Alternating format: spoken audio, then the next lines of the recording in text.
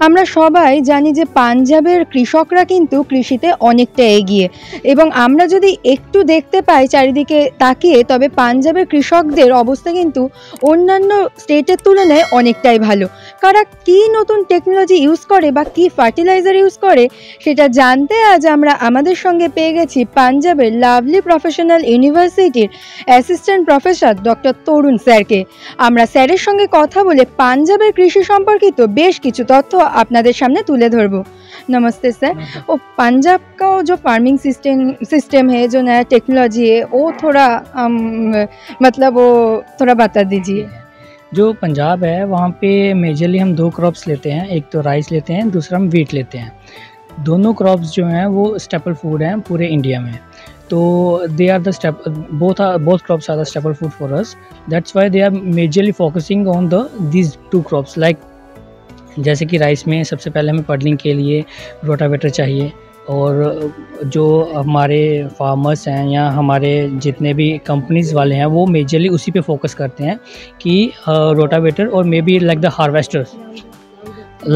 Harvesters जितने भी हैं वो हमारे वहाँ पे अभी डिफरेंट हार्वेस्टिंग कंबाइंस जो हैं वो आ चुकी हैं। जैसे कि वो साथ ही साथ जो सबसे बड़ी प्रॉब्लम है हमारे पंजाब में स्टबल बर्निंग की, ठीक है, तो वो क्या करते हैं, एक हार्वेस्टर उन्होंने मतलब एक डिस्कवर किया है, जिससे क्या करते हैं कि वो जितनी भी स्ट्रॉ है वो मैनेज भी हो जाती है, उसके साथ साथ हमारी वीट भी लग जाती है। वैसे क्या होता है कि हमें बर्निंग करनी पड़ती थी। पंजाब में क्या होता है कि जब हम राइस लगाते हैं तो हमारा जो सोइल का स्ट्रक्चर है वो बिगड़ जाता है, ठीक है, जो पडलिंग के कारण। उसके बाद हमें क्या होता है कि जो उसके जो नीचे स्टबल्स रह जाती है उसको बर्न करना पड़ता है, ताकि उसको हम जल्दी से जल्दी वीट लगा पाएँ, क्योंकि पंजाब में जब राइस लगता है वो उसकी हार्वेस्टिंग अक्टूबर में होती है और नवंबर में हमें वीट लगानी होती है।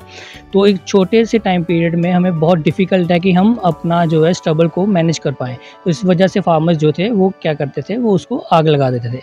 लेकिन अब क्या हो रहा है कि पंजाब में वो जो है वो एक हार्वेस्टर का उन्होंने एक डिस्कवर किया है, जिससे क्या होता है कि वो सरफेस स्प्रेडर हार्वेस्टर है, जिससे क्या करते हैं कि जब वो हार्वेस्टिंग करती है साथ में उसकी जो स्टबल्स होती हैं, जो उसकी स्ट्रॉ होती है वो ऐसे बिछ जाती है, लाइक अ मल्च की तरह वो बिछ जाती है, और साथ ही साथ जो वीट है वो उसमें सो हो जाती है।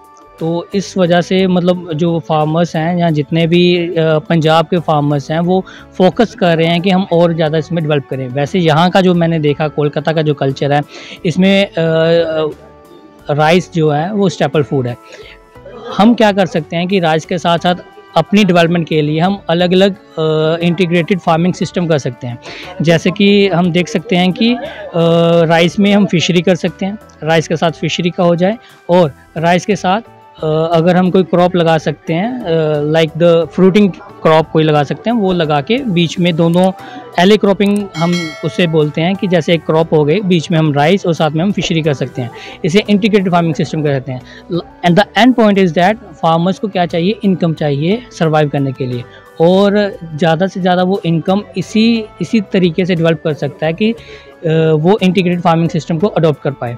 और हम ऐसा भी कर सकते हैं कि different module of fertilizers use कर सकते हैं। जैसे कि अब मैं फिशरी के एग्जांपल ले लेता हूँ। राइस को जो न्यूट्रिएंट है वो फिश का जो एक्सक्रीटा होगा ना उसका, उससे मिलेगी उसको। तो इस तरह से हमें अलग अलग अडॉप्ट करने पड़ेंगे मेथड्स, ताकि हम जो है एडवांस हो पाए इस चीज़ में। सर, इधर तो नेचुरल फार्मिंग बहुत पॉपुलर है, वो पंजाब का फार्मर्स नेचुरल फार्मिंग या ऑर्गेनिक फार्मिंग ये कुछ पॉपुलर है उधर, और उधर का फार्मर वो केमिकल फर्टिलाइजर ही सिर्फ यूज़ करते हैं। They also use the integrated nutrient management.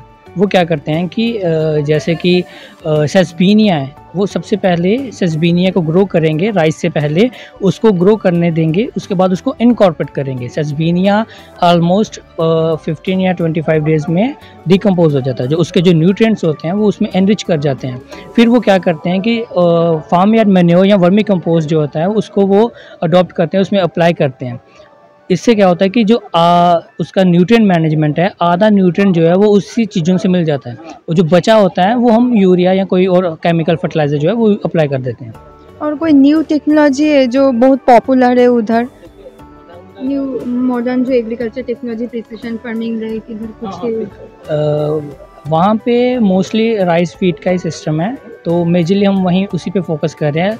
हाँ, इस टाइम पे जो न्यूट्रिएंट मैनेजमेंट के लिए अभी जो क्या कर रहे हैं वो स्टबल बर्निंग को रोकने के लिए अभी बायोचार क्रिएट कर रहे हैं। बायोचार एक न्यू कंसेप्ट है जिससे क्या होता है कि उसकी जो उसको इनकॉर्पोरेट करने से, जलाने से बजाय उसको एक कंट्रोल कंडीशन में जला के उसको बायोचार बनता है। बायोचार बनाने के बाद उसको हम अगर अपनी क्रॉप्स में लगाते हैं तो उसका हमने देखा है कि जो रिजल्ट्स हैं वो बेहतर परफॉर्म किए हैं एज़ कम्पेयर टू अगर हम अकेला केमिकल यूज़ करें या अकेला कोई भी और न्यूट्रिएंट यूज़ करें।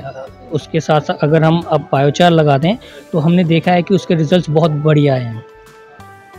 আপনারা শুনে নিলেন ইন্টিগ্রেটেড নিউট্রিয়েন্ট ম্যানেজমেন্টের পাশাপাশি ধানের জমিতে ধান কেটে নেওয়ার পর যে বিচুলিগুলো রয়ে যায় সেগুলো পুড়িয়ে দিলে যখন জমির স্বাস্থ্য খারাপ হয় সেই সময় পাঞ্জাবের ফার্মাররা কিন্তু বেছে নেয় এক অন্যরকম ব্যবস্থা, যার ফলে জমির স্বাস্থ্য থাকে খুবই ভালো।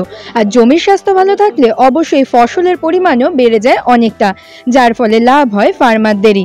তাই আপনারাও যারা এই ধরনের প্রযুক্তিগুলো বেছে নেবেন বলে ভাবছেন তারা কিন্তু অবশ্যই সঠিক পরামর্শ নিতে কৃষি দপ্তর, উদ্যান পালন দপ্তর এবং কৃষি বিজ্ঞান কেন্দ্রে যোগাযোগ করে সঠিক পরামর্শ মেনে এই চাষে এগিয়ে আসলে আপনারাও লাভবান হবেন বলে আমরা আশা রাখছি।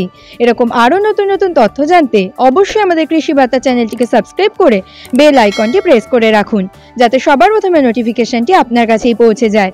নমস্কার।